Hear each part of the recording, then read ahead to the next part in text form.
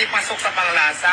Ay di maghanap ka ng pasok sa panlasa. Problema ba yun? Nagbigay na ng pahayag si Diwata tungkol sa naging statement ng talent manager na si OG Diaz na kung saan sinabi nitong hindi umano umayon sa panlasa ng mga kaibigan niya ang pares ni Diwata. Ayon sa mga kaibigan ni OG ay mas masarap pa umano ang pares sa katapat ng paresan ni Diwata. Nang tanungin naman ng ilang mga vlogger si Diwata tungkol sa sinabing ito ni OG Diaz, ayon dito wala umano siyang pakialam sa mga sinabing ito ni OG dahil hindi lang naman umano siya ang nagtitinda ng pares. Marami naman iba pang nagtitinda kaya naman wala umanong issue ito sa kanya. Lumabas na viral video na naman na si OG Diaz na may kumain ng mga kasama niya.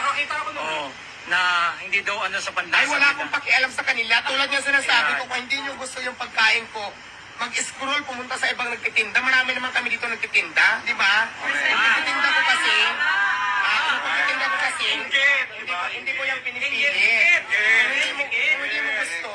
Marami naman kainan eh, di ba? Yung sinasabi nila na hindi pasok sa panglasa.